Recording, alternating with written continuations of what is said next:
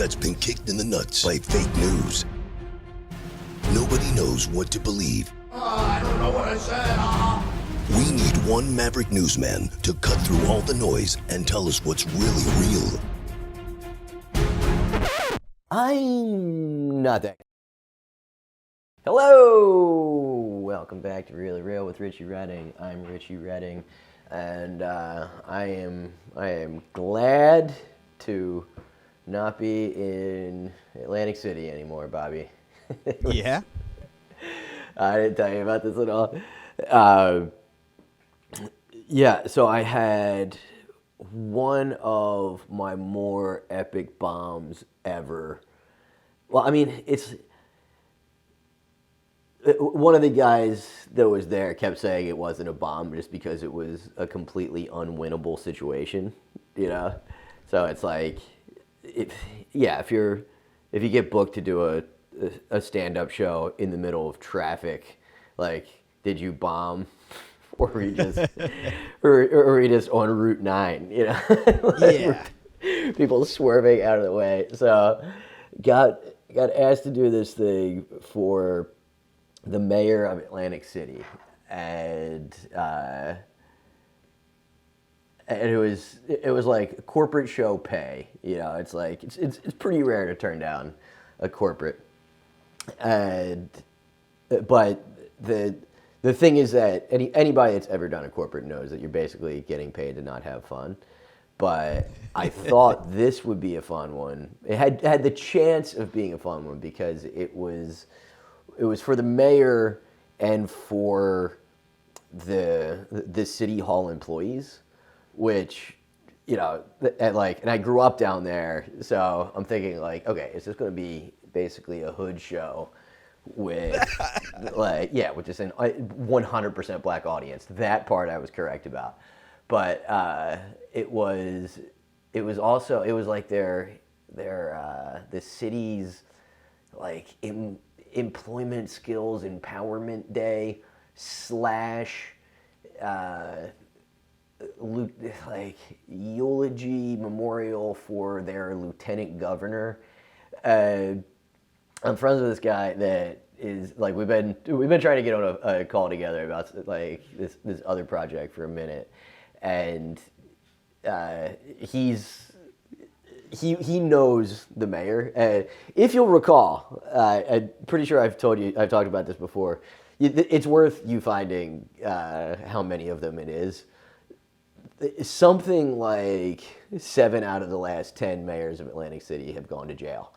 And like only 10 years ago, the mayor was missing for like 9 months. And they thought he had skipped the country, and it turned out he was just like getting room service. He was just completely holed up. It was basically the same situation as Pakistan not knowing that Bin Laden was there, but with some dude that's just banging out hookers and getting room service in their hotel instead. But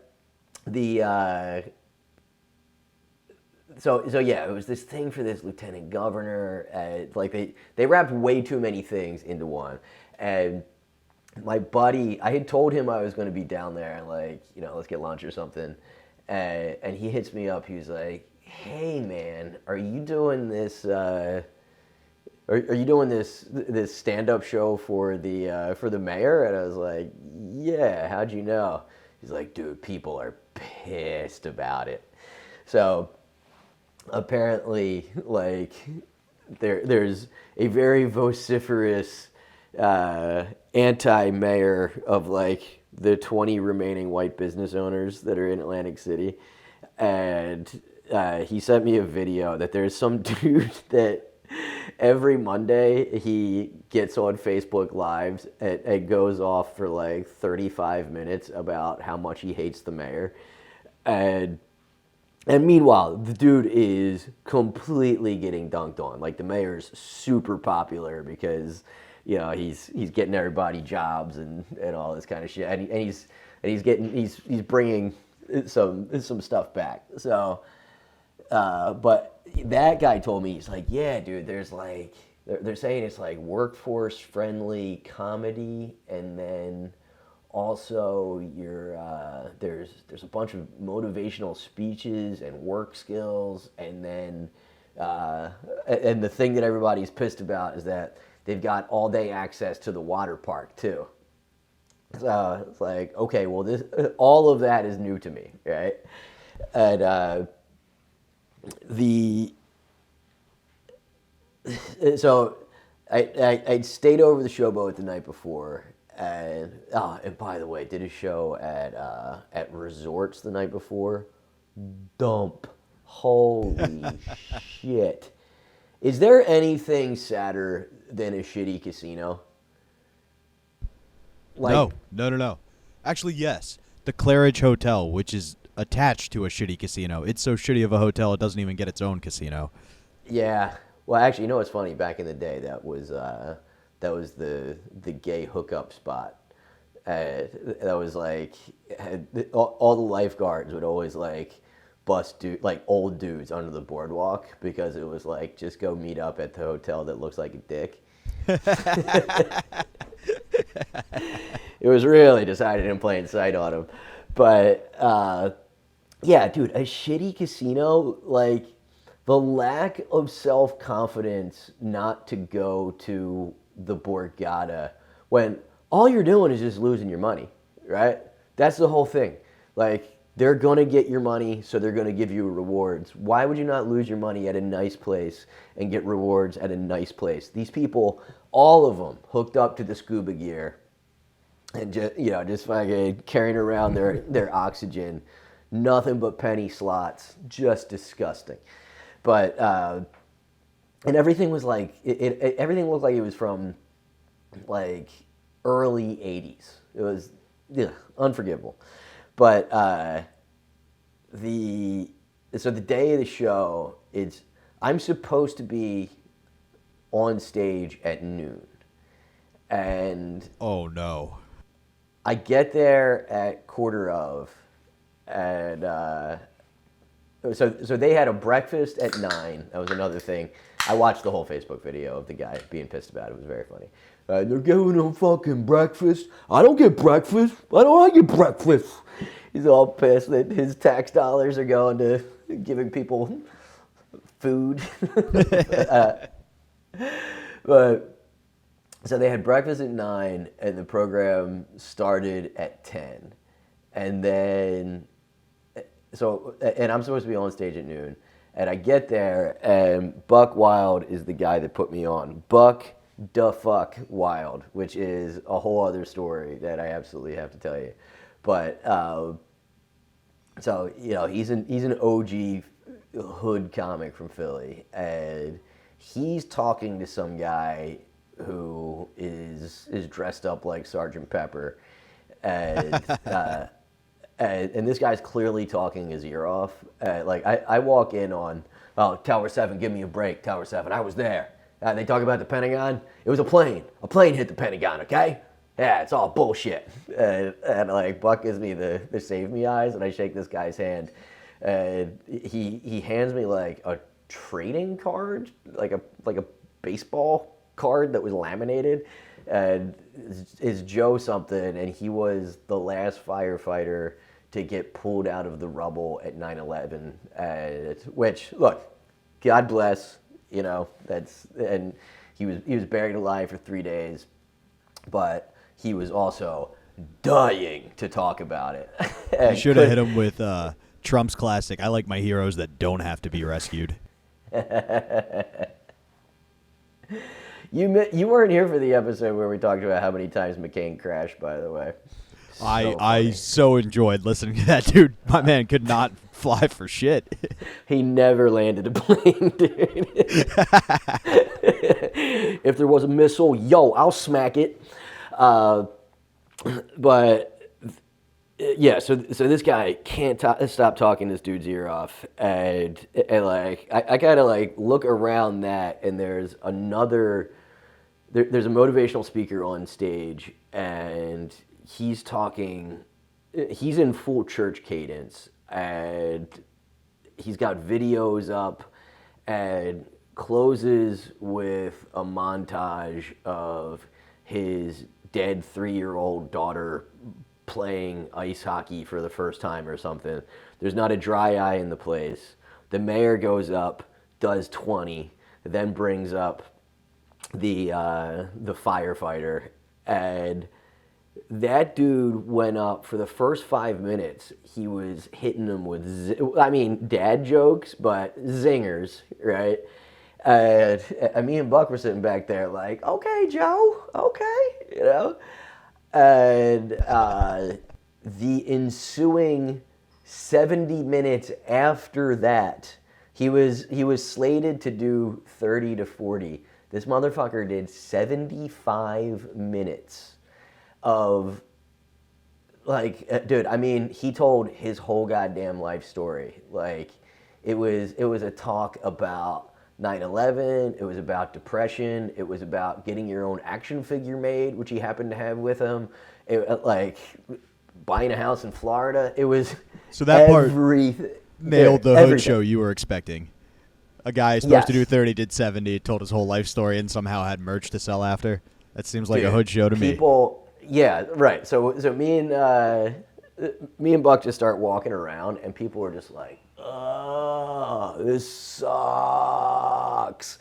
So after him, there's like a 15-minute memorial to this lieutenant governor that passed away. And after that, they bring out her secretary, her nephew, and her niece, all separately to give a 5-minute eulogy. Like, I basically got stuck at black church and made the classic white guy going to black church mistake of not eating first. So Oh. I'm starving. It winds up, like, I think it was 2:10 when Buck got on stage. And I wasn't just standing in between the way of them and lunch. They have been sitting there for 4+ hours, and they've only got until like 5 o'clock to have free access to the water park, right? So it's like, dude, imagine being at an assembly and in school, and it's like, all right, guys, I know you're starving to death, and you really want to go to Six Flags on the brand new roller coaster, but first, dickhead, like, you got to hear from this honky. And like, Buck kind of got him, and they thought the show was over. And like, you could just see a collective groan the second that, like, somebody out, like, it was one more thing that they had to endure.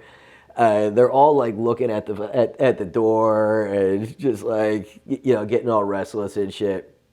And I threw out an absolute ace that the only other time I'd ever done in Atlantic City, it was pure destruction of a 3-minute bit.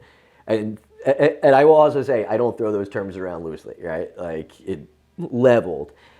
And it got 0 response whatsoever. And it was supposed to be a clean show. And also, for some reason, the mayor just sat like 10 feet away from me on stage, and he looked bored too. So I finally was just like, yo, mayor, man, I'm standing between them and lunch. Like, if I set myself on fire, these motherfuckers wouldn't put me out. They would just bring over s'mores. Like, come on, bro. I was like, we good? He was like, yeah, we good. Like, just to wrap it up. Right? So I'm furious, but I'm actually hungrier than I am mad. And you know, and Buck is like, nah, you didn't bomb, man. You didn't bomb. Like, dude, call an L an L. I just fucking ate shit for 10 minutes. And we were both supposed to do 20, by the way. And then, like, after I get on stage, Lisa starts sending me all these videos of New York being flooded. And it's like, oh, fuck. And we see the thing that, like, Asbury was underwater also. So I made the call to stay down there. And, like, you know, I asked them to extend the room for a day because natural disaster, basically. Can you hold on 1 second? Hey, Lise! Lise!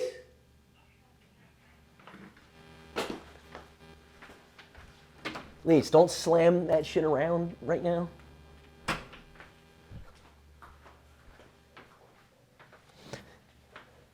Sorry about that.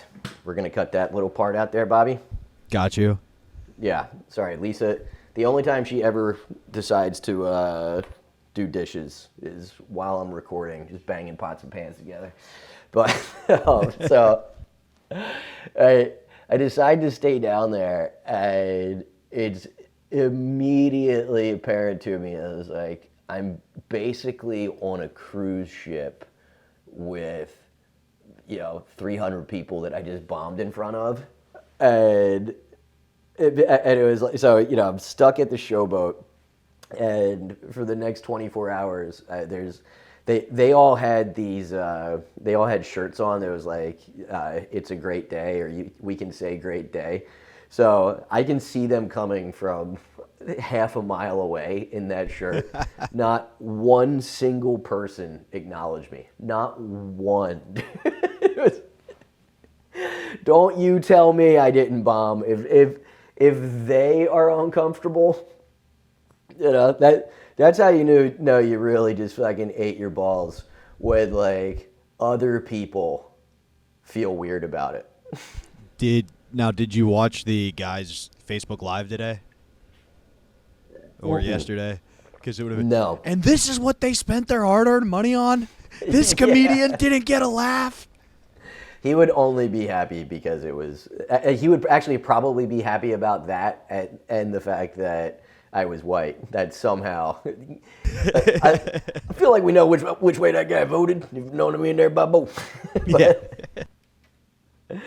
But dude, yeah. So I haven't caught a hot one like that in quite some time, but I wound up fucking around backstage with like the cops and shit. It was fun because like the mayor's got bodyguards on him, and there's some local dudes that all went to Atlantic City High School, which was our rival school. And actually the mayor he played basketball at Atlantic City.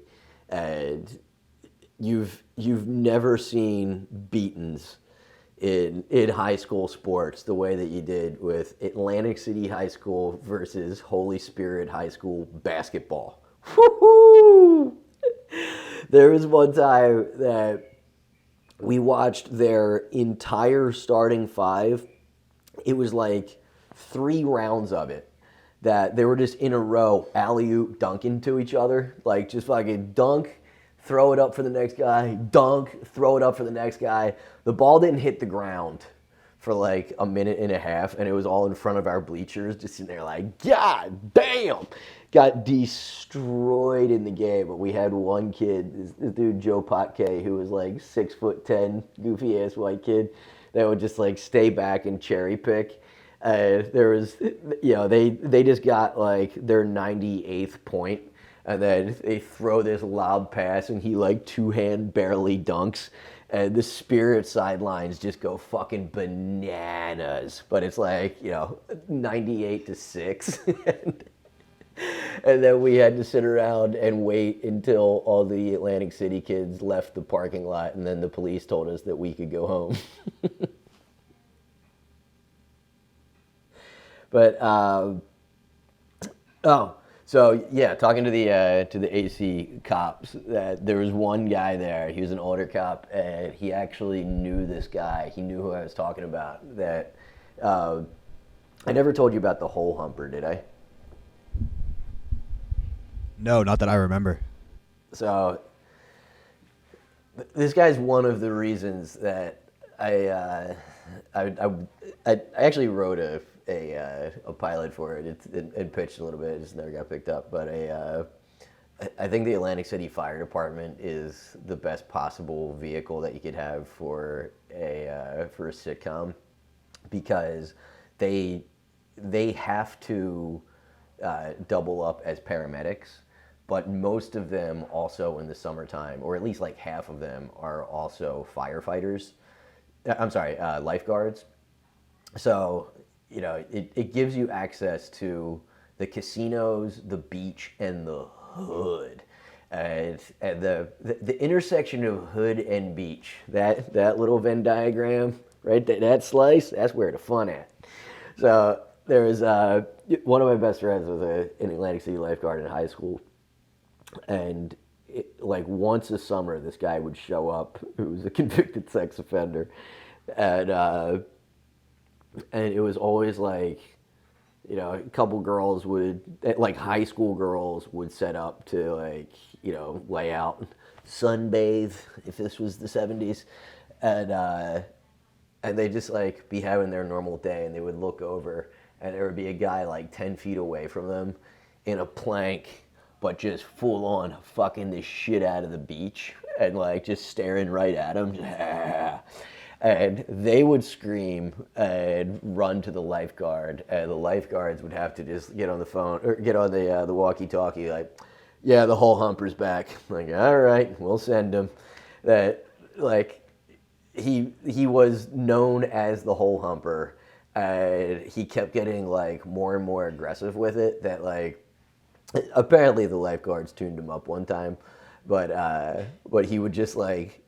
At first he would like try to cover it, and then by the time like my buddy was there, he just kept going. He's just like trying to finish in a hole in the sand. I think that gives you the right to tune somebody up. Absolutely. Yeah, I mean, if a dude's fucking the beach, you definitely get to walk over and kick him at the very least, right? That calls for a kidney shot. If nothing And like else. you don't pick a different location every once in a while. It's always the same. You don't go to Ocean City, Maryland every once in the blue moon. No, so here's part of the mystery of the whole humper is because he was so seasonal. Was he? What did he migrate? Did he hump hole all over the place? Or did he just wait until the urge built up and he would go back to Indiana Avenue or something? You know, I choose like to Disney believe, World in the winter, and then he's back in the summer. yeah, I choose to believe that he did. Yeah, he went the way of the Canada Goose. That he would just he did the whole seaboard, just spreading those holes around. You know, because I can't imagine. With a passion like he had, I can't imagine he ever went west, right? Like, Right, national exactly. parks, Unless clay isn't going to cut it. I need a portable sandbox ASAP. Yeah, what? Right? His pocket pussy is just a fucking bucket of sand.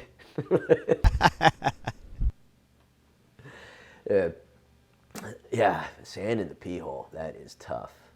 That's a tough one. But oh yeah, so because I wound up stuck there, I wound up going out to dinner with a friend, and just heard about a girl that I had brief interactions with when, I guess it was like when I first started doing comedy, but like asked how she was doing, and she was like, it's a lot. So I wound up getting the scoop on it without giving any details as to who this person is, but for her own 45th birthday, showed up 4 hours late and had speed, Valium, Molly, and ketamine inhalers, but didn't do those, and just somehow started just like two-fisting without drinking, or I'm sorry, without eating, and like, I guess the drugs were for later or whatever. But my friend takes her out. She gets completely shit-faced because she's not eating, and then she gets up. Like, my friend cuts her off, and she gets up and goes over to the bar and grabs both of a couple's drinks, and just goes boom, boom, just bangs them back. And they, of course, are like, what the fuck are you doing? And she grabs a fork and goes and sits down next to somebody and starts eating off their plate. And she did that to like 5 people. Have you ever heard of anything crazier than eating off people's plates? That is so not in my wheelhouse as a fat guy. Like, that's my worst fear, is that I get drunk and start eating off of other people's plates. Because then they go, oh, exactly. That's what we fucking expected, dude. No, I cannot fathom doing that. I thought you were saying that's your worst nightmare as a fat guy is losing those precious calories that you need to get you over the edge. I didn't. I know they say never hit a woman, but it was my meal. Yeah. You should have seen the gnocchi. Yeah, dude, I couldn't care less about the drinks thing. Like when she told me that, because I guess it's because I've accidentally, for sure, when I was drinking, like I accidentally picked up somebody's drink and they're like, "Hey, that's my drink," but it's always like, "Oh, I owe you a drink. Sorry, like get one on me." She wasn't doing that. She's just going around pounding them like they're floaters, and I was like, so, was it like guys that she's like flirting with? Because she is like she's still pretty hot. And she's like, nope, just like, family, table of 8, sit down with them, boom, boom, grabbing bites. She's like, she didn't eat a single bite of her own food, but she left full. I was like, motherfucker. I don't think I've ever filled with rage about somebody else's behavior so badly for anything, dude.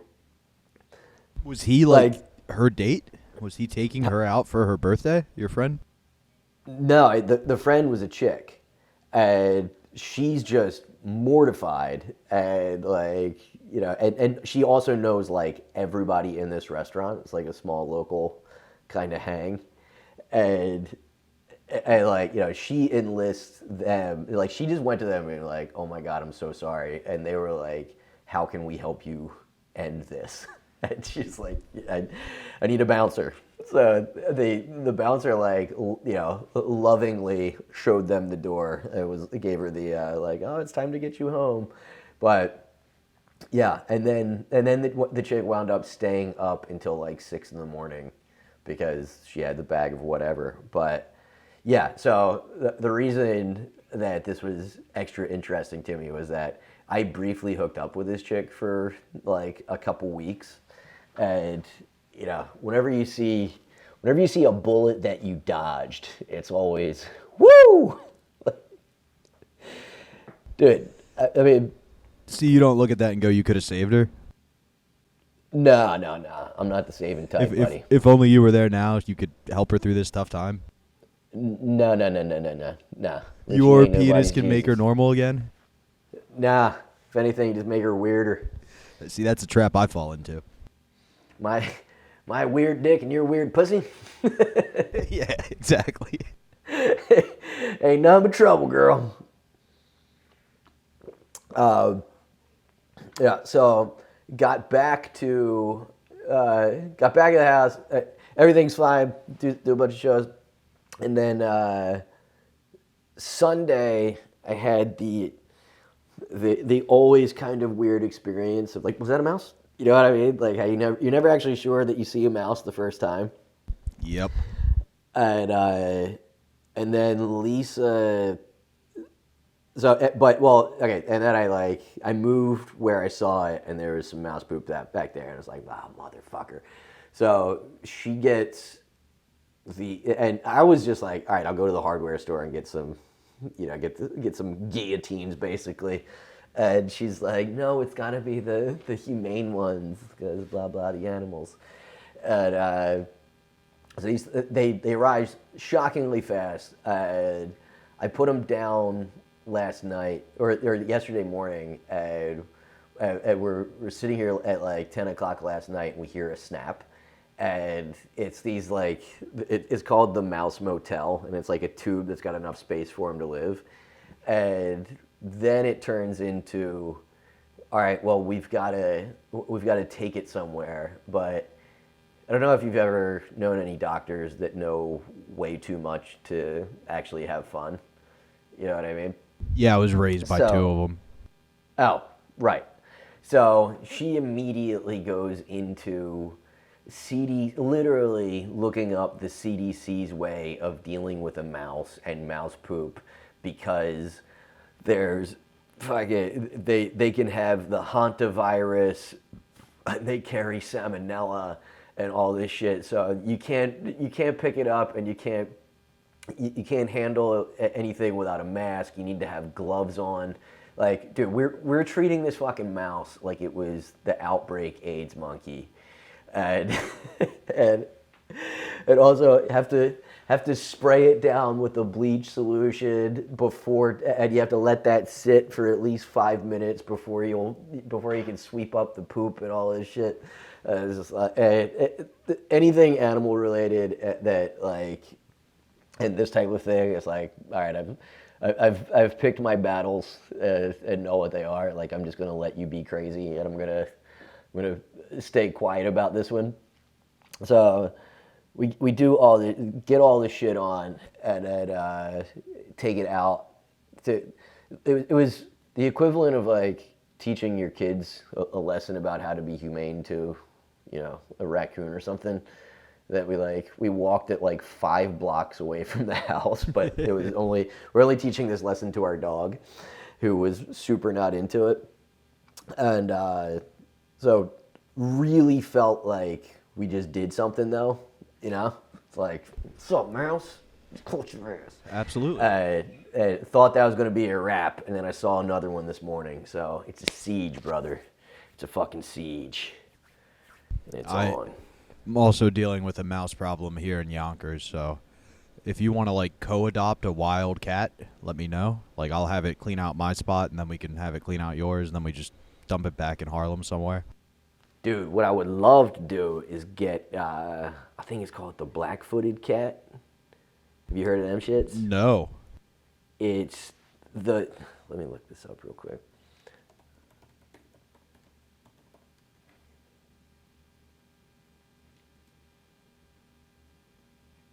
It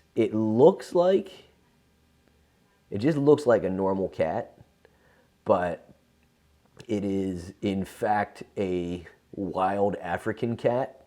Yes, sir. Yes, sir. It's supposedly, pull up the picture if you can find it. I'm putting it in the chat right now, and I saw a documentary on him.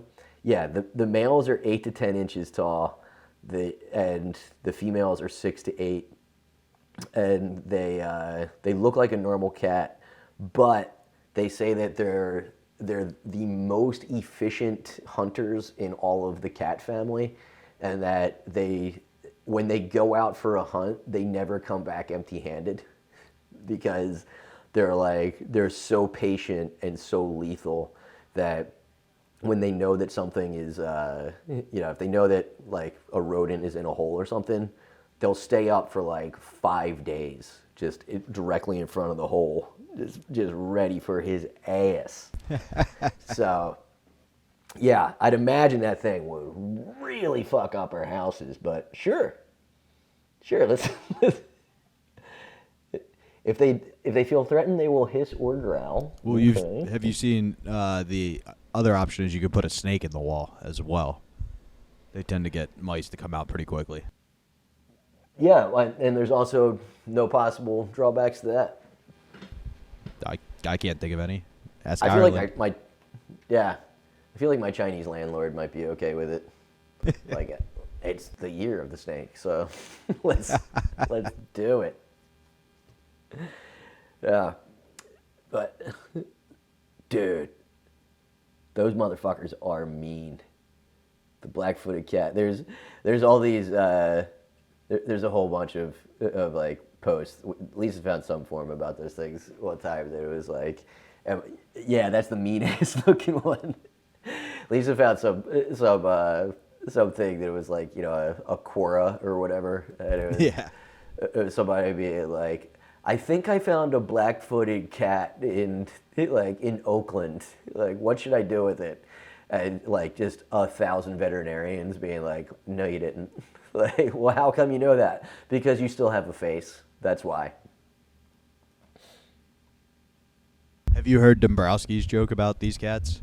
Because apparently they're in his neighborhood now, and his neighbor's like, you'll know you've seen them because they shriek like a little girl. And Kevin's like, you'll know I've seen them because I'll also shriek like a little girl. I have not, but also that is probably a fake joke. But all right, now that I've burned like 35 minutes talking about my fucking weekend, there is a tad of housekeeping to do of following up on things that we've talked about in the past, Robert. I couldn't sleep last night, and at like 1:30 in the morning, I put on Special Forces. That's the show that has Tara Reid on it, and my God, dude, it is the most garish spectacle of abusing somebody that like needs to be in a nursing home that you're ever going to see. Like I put it on because I wanted to like laugh at it, and it's literally nothing but sad that it's like a severely mentally and physically ill person has been put out to do physical challenges, and it's like from the jump, when they're interviewing her, she's like, yeah, the reason I'm here is because I get bullied and I don't have any self-confidence, and you know, there's haters out there, and I just want to get my energy back. I don't have the same energy at 47 as I did at 18, you know. Fuck, man, it is so fucking sad, and it's what I was talking about the last time. It's like I've just never seen a more glaring example of like Hollywood will suck the last bit of fat off your bones before they're done with you. And the thing that's nuts is there is one funny thing is that, like, you know, they have to leave all of their personal possessions, and they have to take like whatever the SAS guys give them, and it's like, hey, number two, because they only call them by their numbers. Hey, number two, did I see you have some contraband? She's like, no. And he's like, what's in that cargo pocket? And she pulls out 2 packs of cigarettes. And then, and he's like, what's in that one? She's like, nothing. And he's like, and it's a 3rd pack of cigarettes. But like, dude, the level of gone that you have to be that you would think that you would be able to smoke 60 cigarettes without them knowing. Like, 60! That is so many! Like, but she couldn't even try to vape or like sneak in fucking nicotine patches or something to help you kick this thing. No, I'm sneaking in 60 patches. Sorry, cigarettes. That's where she should have turned heel and been like, you're telling me that the military doesn't smoke cigarettes? The number one demographic that consumes nicotine in this country? Bullshit. Give me my cigs. Yeah. Actually, you know what's crazy was that I saw a headline that was, I didn't actually follow up on it, but that they're calling for Special Forces guys to start getting steroid testing. Yeah. Why? I mean, I can see that coke and ecstasy test them because that's all how they're dealing with their PTSD from all of the war crimes that they're committing. But I think we kind of want these boys doing the roids, don't we? It's got to be because of the Fort Hood shit of all the murders that have happened there. I think that's part of it. And I had a buddy who that was his favorite part of deploying to Afghanistan. He would come back just jacked because you could get steroids so cheap and so easily, and then like he'd come home and wouldn't be able to find them at the same prices. So I can see it being a fun problem. You've got a bunch of guys who want to be the best athletes they possibly can be, but it's the same kind of thing where if you take it, the mental capacity it requires to be a soldier, you may lose. Win some, lose some.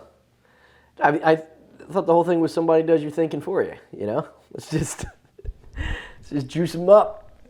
That's what the Benoit family thought too. Oh. But next point of order is Commander is at it again. Biden's dog got his 13th bite. I mean, just respect. Hold on, I gotta open this fucking thing. There we go. Yeah, dude, your boy, the white trash dog, the dog of this White House, which I couldn't be any happier about. We're spilling Coke. We're falling over. We're smelling hair. We're biting people with germs. But yeah, it's another. Oh wait, this says it. It says it's 11 person is. Oh, it's the 11th. That's what it is. But it's this whole competing article on, and one of them is about why this dog is able to with impunity, because if it's somebody else's dog, then they could get sued. But because they're the president, under the Westfall Act, they're immune from personal liability as long as it's something that covers that is necessary for them to be president, or like if it's under the umbrella of their presidency. And because the dog is part of the president's image and it will occasionally greet people in the White House, that makes him part of the presidential mission, which is fucking such a great read of liability. And but then there was a counter one, and it's that. So that was the one, just like why they can't get sued for it. And then the other one on Salon was first dog Commander Biden is trying to tell us something. Are we listening? And it's just all this happy horse shit about how this dog has to be in a fear-free situation, and they're having daily routines interrupted with, like, you know, strangers coming up to them, and it's so stressful. And maybe those dozens of people were acting inappropriately, and they need to learn how to greet a dog. You think 13 people, after the first time a dog bites somebody, that's basic. He's got a teardrop tattoo on him, right? Yeah. Like, everybody in the Secret Service knows, do not fuck with that dog. There's nobody running up on Major and like, nobody's asking him for a paw. That dog is just straight up snapping motherfuckers. But oh my God, it's just so funny to have a gun and your boss's dog bit you. Did you see Never the? force yourself. No. If and only if the dog approaches you and seeks to be petted, that's your invitation to offer a hand to sniff. And if that's accepted, gently stroke them on the chest, side, or back. Never force yourself on a dog who doesn't want to be touched. That's just basic decency. Signed, Daphne Chmanovich is the Senior Vice President of the Cruelty Investigations Department at PETA. I'm pretty happy about that. Yeah. No. The most un-PETA thing I've ever seen was my dad, because like where I grew up is now pretty built up, but it was very rural at the time, and he had this like 10-mile bike route loop that he used to do, and like it was pretty common at the time that people would just like not have a fence and let their dog just, you know, run around. And this dog charged him, and it didn't bite him, but it made him fall off of his bike. And I was 10, so he would have been like 38. He comes home and his leg's all torn up and shit. And he comes inside furious, like marches straight past me and goes into his bedroom and comes out, and he's loading a 12 gauge. And I didn't go with him. I wish I got to go with him. He puts the 12 gauge on the back of it. We had like the big ass Dodge Ram, the old big blue with the big fuck off Ram on the front. and he puts that in the gun rack, goes speeding off, and this maniac goes up to this guy's door, knocks on the door, and goes, "Is that your dog?" And the guy's like, "Yeah, why?" He's like, "Well, the son of a bitch just tried to bite me and it knocked me off my bike." And the guy's like, and he's like, "So you're gonna tie the fucking thing up?" He's like, "I'll tie it up if I want to tie it up." Like the dude starts like getting swole up. He goes, "You see inside that truck? That's a Remington 12 gauge. If I see that fucking dog loose again, I'm going to shoot it, and that's a guarantee. My name's Mark Redding." Straight up told the guy he's going to murk his dog, dude. Oh, Dad. Another great dad shotgun story was I came home from stop me if I've told you this one, Bobby. I come home from my friends, from playing with my friends, and there's a fox on the front yard. Nope. Okay, so yeah, I was just like riding my bike or whatever with my buddies. It's 2 or 3 in the afternoon, and there's a fox just like circling on the front yard. And I come in, and I was like, and my dad's like taking a nap in his undies and his robe. And like, football's on in the background. He's in full dad mode. It's like, "Dad, there's a fox in the front yard." And I'm telling him like, "This is cool." He bolts up, goes look out the door. This fox is like, disoriented and just like chasing its own tail. So again, storms into his bedroom, comes out, fucking low 12, takes 2 steps out onto the front porch, and boom, just fucking smokes this fox. Just one-times him, right? And, but we get closer, and then he gives him another shot from like 10 feet away. And we go over and look at this thing. And mind you, he's in just like a shitty, open, terry cloth blue robe. Yeah, and just boom, puts a second shot at him. And mind you, all he's wearing is a super shitty blue terry cloth dad robe, like fucking yellow pitted V-neck underneath that, and some tighty whities. We walk over to this thing, this very freshly killed fox. And we look, he's got his gun. I'm empty-handed. We look down at it, and he's like, "Well, I shot it. You bury it." It was like, late November. Like, I'm thinking it was after Thanksgiving. He just goes and gets me a shovel, like just a spade shovel. I've got to bury this motherfucker. And I'm like, "Dude, how deep?" He's like, "I'd say a good 4 feet." Like, 4 feet? What? Like, you're afraid about this thing coming back to life? 4 feet? It's so deep, dude. So he's like, "All right, do 3. So yeah, we wind up taking this thing like to our side yard. Basically, we took it. It was like behind where I had my basketball net that was never over 8 feet, and I still couldn't dunk. Dude, it was like 2 hours. The ground was so cold of just fucking hacking away at it.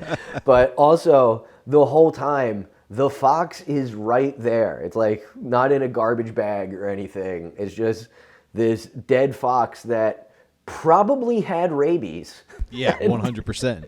And my dad just has his like 11-year-old son just banging away with the spade shovel to put this thing in the ground. It was long enough that like it got dark to the point that he like came out and like helped me put the finishing touches on the burial. And then, I mean, no safe. Is this great contrast to Lisa and her fucking put on gloves so that you can avoid getting hantavirus and salmonella from a mouse. My dad just let me. He's like, once we get it in, I'm like how, or once we get the hole big enough, I'm like, "How are we gonna put it in?" He's like, "Shovel." So I just like pick up the shovel and just fucking toss this thing's lifeless rabies having ass into the hole. Good times. Good times. You know anything about rabies? Not rabies in particular. I know you stay away from wild animals, otherwise you get it. Yeah. Well, the you know the reason that you foam at the mouth? It's really interesting. No, I did not. Well, you've always heard that, right? That people foam at the that like animals and people would foam at the mouth if they have rabies. That's why they had to put Old Yeller down.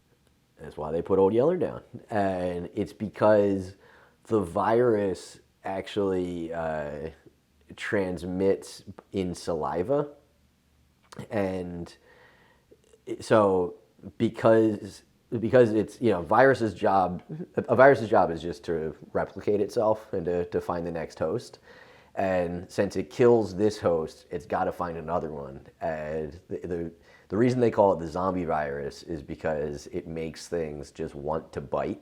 And the reason that it wants to bite is because Spread the it like saliva. neurologically overrides your brain, the virus does, so that the bite can get the saliva into into another wound, and then that thing will take over and have it. That's And- crazy. Yeah, it's 100% fatal, and there's only one case that's ever existed of somebody that they think had rabies, but they're not sure. And part of what's so scary about the reason that you need to get your pet's rabies vaccinated is that if it bites somebody and breaks the skin, then the state has the right to ask for your dog's head. Because the only way to actually do a proper test is to examine the brain. So like there's like any other test like that, you can get a false positive. So they think that it was a false positive on the person that says that they survived it. And the way that they do that is like the treatment for rabies is it's like 6 needles in the belly button. Yep. Which, yeah. But yeah, so there's I don't know that much about it, but we had the rabies expert on an old podcast of mine, and the most interesting thing that she had to say is that they think, and like rabies historians think that Edgar Allan Poe died of rabies, and it had commonly been held that he died an alcoholic death, but he was like, he was basically seen for like the last week of his life staggering around Baltimore, and he was somewhere between catatonic and aggressive towards everybody that he met. They don't know if he was foaming at the mouth, but you don't necessarily have to foam at the mouth. But he was severely disoriented, and that's the biggest sign of having rabies. So it's possible that Biden is actually not demented; he is rabid. If he starts biting motherfuckers That like would be Commander great. does, yo. Actually, dude. The one article you shared before we move on seems to think that he's a hero. Commander's a hero, and that he's only biting bad people that were involved with January 6th. I don't know if you've seen that trend in social media. Oh, funny that it's only Secret Service that let one slide. Yep, exactly. That's hilarious. Well, no, I was just thinking that. Remember how I was telling you about my calculus for trying to see the future is just what's the funniest thing that could happen with the elections, right? And on the Democrat side, I think the only way that they could actually get old Joe to step down would be a deep state push to, well, actually, I mean, it doesn't even have to be a deep state push, but just a push to really go after Hunter, right? So, like, suppose they keep saying that like the IRS is saying and the DOJ is like pumping the brakes, and that's why they want to get that's why they had the special counsel and all that stuff. But what if they just really went all in after Hunter and he's in like obvious criminal peril? Then that's the only way that I think that they could get Biden. So like Biden pardons him, and then he resigns, and Kamala pardons Joe for his part in, whatever it is, because there is increasing smoke there. I don't think there's actual fire, but there's increasing smoke there. But yeah, Kamala pardons him, and then we're just stuck with Kamala as the president, right? Or Trump gets prosecuted and found guilty, still wins the election, even though he's found guilty and he's like awaiting sentencing. And I also think I bet you he's gonna put off picking a vice president until like the very last minute, because he doesn't need it, right? Yeah, so, exactly. Yeah. So he picks a name out of a hat, right? Picks Vivek Ramadang is like the most ass-kissingest Trump supporter. I mean, Carrie Lake would be the funniest, but I think she might be too crazy even for Trump. But let's say, just for the sake of this exercise, Trump picks Vivek because Vivek has gone harder in the paint than anybody by saying Trump didn't do anything wrong. He'll absolutely, he'll absolutely pardon him day one if he's convicted. So Trump wins, but has to go to jail before he can get sworn in. And Vivek winds up as the president of the United States and refuses to pardon Trump. That'd be great. The single greatest coup. Either one of those is a wild fucking coup, dude. And also super possible. Can I present my favorite play out if we're going purely for the funniest here for the election?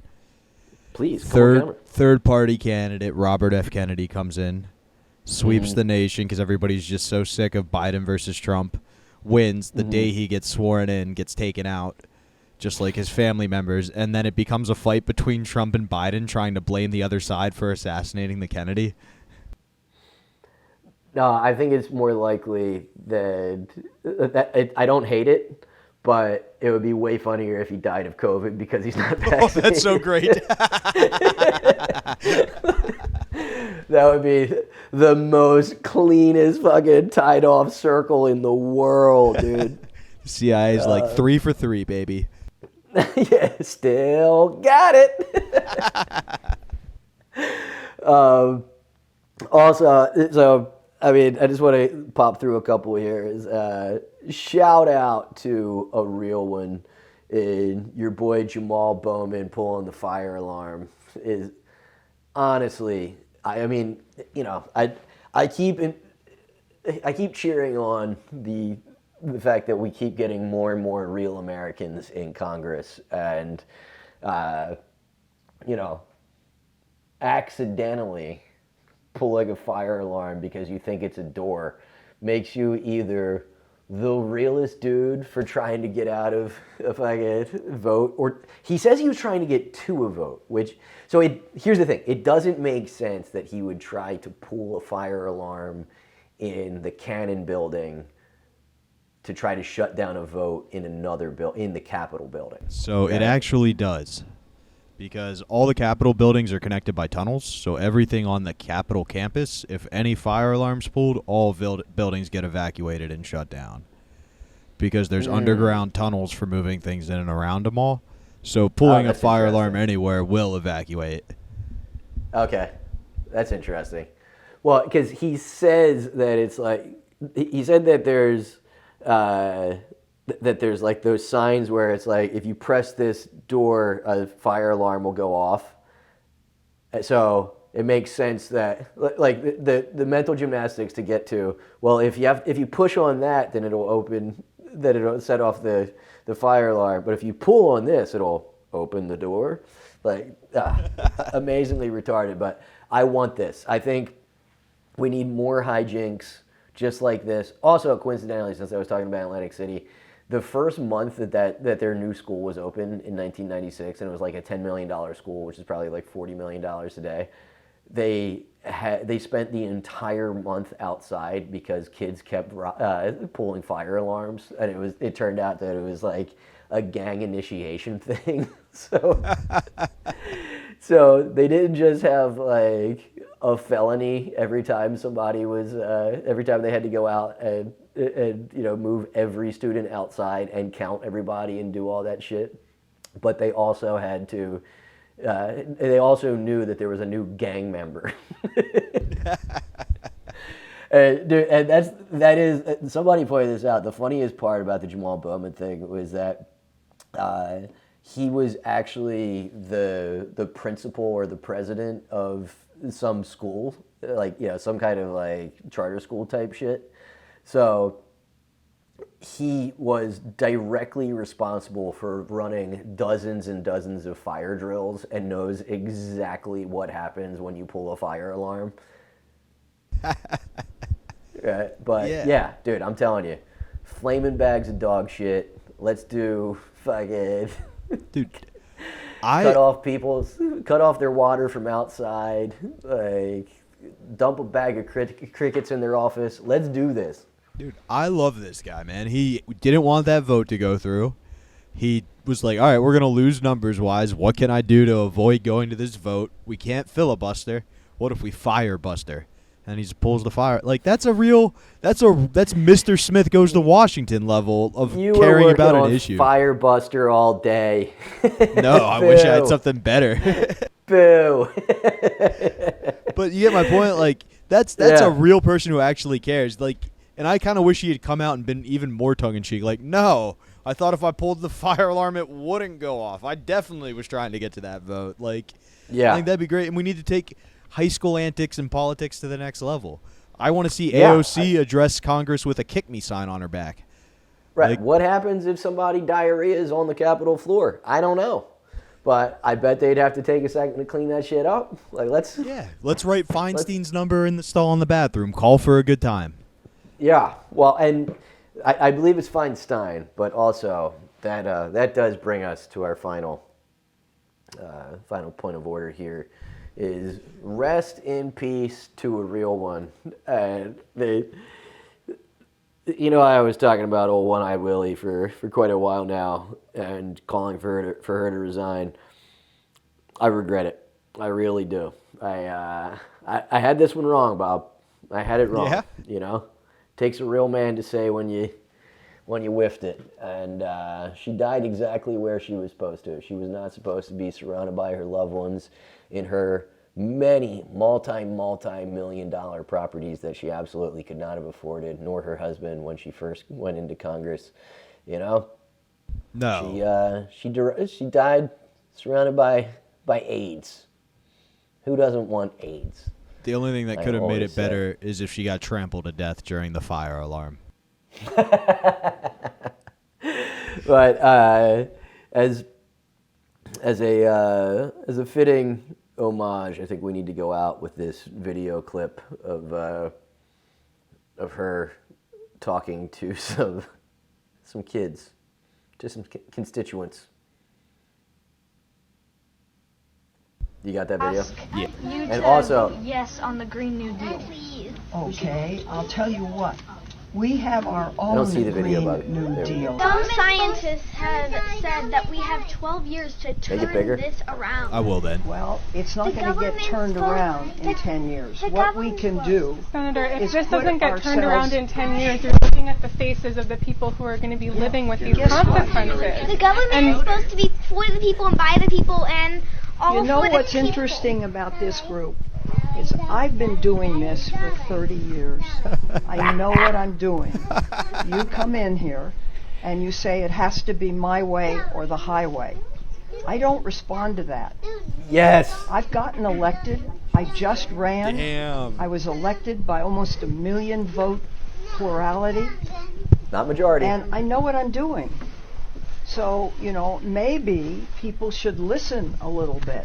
I hear what you're saying, but we're the people who voted you.